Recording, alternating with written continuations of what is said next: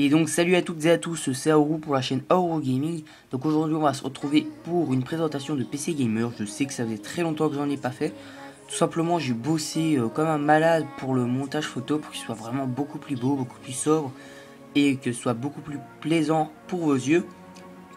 Donc du coup j'ai beaucoup travaillé dessus. Alors tout simplement n'hésite pas à mettre un petit like et commenter, ça me fera vraiment plaisir pour remercier mon travail quoi.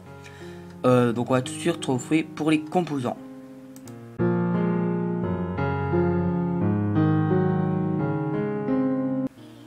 Donc le premier composant c'est le boîtier. Le boîtier c'est tout simplement le Corsair Obsidian 450D. C'est un boîtier moyenne tour qui fait donc ses mesures c'est 210 sur 497 sur 494 mm. Les cartes graphiques acceptées jusqu'à 430 mm. Les cartes mères acceptées c'est EATX, ATX, Micro ATX et Mini ITX. Les ventilos acceptés, donc les ventirades du processeur jusqu'à 165 mm. À l'avant on a deux USB 3.0, une prise micro, une prise jack, voilà, tout ce qu'on peut espérer quoi. Les ventilateurs inclus, il y en a deux, non 3.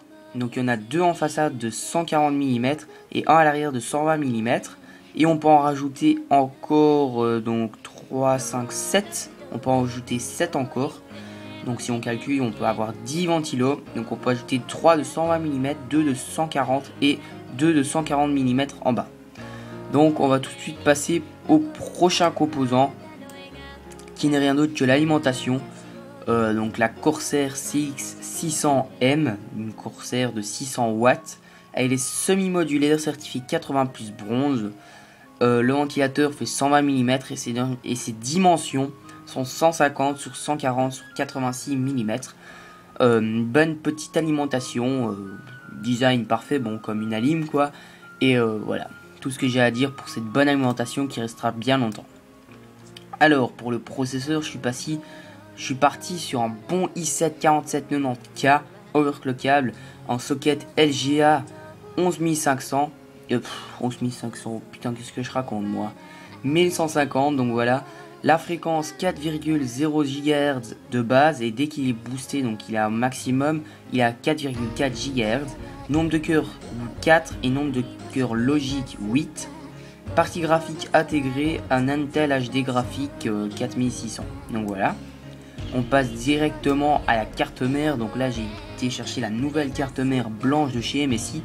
La MSI Z87 SLI Straight.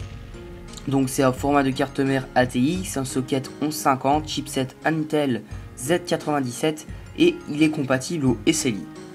Donc c'est une bonne petite carte mère qui coûte pas très cher en plus celle-là.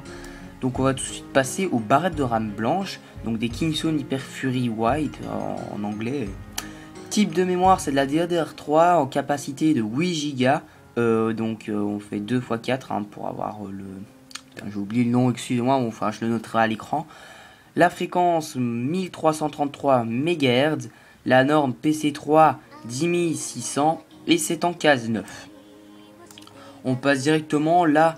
Donc j'ai pris un bon petit water cooling qui va bien refroidir notre processeur, donc on pourra bien le recloquer à fond. Donc c'est le Corsair H75 Hydro Series. Les dimensions, le radiateur fait tout simplement 120 sur 152 sur 125 et le ventilateur 120 sur 120 sur 25. La vitesse des ventilateurs fait 2700 RPM. On passe directement à la carte graphique, donc ça c'est l'élément le plus utile pour un gamer hein. Donc là je suis parti sur une carte graphique blanche qui va bien se marier avec le reste du thème. Donc la Galax GeForce GTX 970 OF, donc 4 Go de mémoire dédiée. Donc chipset graphique c'est un Maxwell. Les sorties audio vidéo sur cette carte graphique sont tout simplement un DVI, un HDMI 3D et 3 DisplayPort. Et les dimensions, je vais pas les dire, ça sert à rien en fait. Donc on va tout de suite passer au stockage maintenant. Donc là on a un bon petit SSD de 120 Go, donc le Samsung Series 850 Evo. Capacité 120 Go, lecture séquentielle 540 MO par seconde et l'écriture 520 MO par seconde. On passe au disque dur de 1 Tera. Donc là, pour l'originalité, je me mets 0. Le Seagate Barracuda de 1 Tera, vitesse de rotation 7200 tours par minute. Voilà, c'est le must, hein, pour 50 euros, c'est le meilleur. Et ça se termine donc avec le dernier composant, tout simplement le lecteur graveur DVD. Là, il n'y a vraiment rien à dire à part que c'est un LG noir.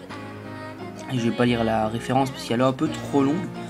Donc j'espère que cette vidéo vous a plu. Si ça vous a plu, likez, abonnez-vous. Voilà, ça me fera vraiment plaisir pour le travail que j'ai mis dans cette config. Donc moi je vous dis à bientôt pour de prochaines vidéos. Bye.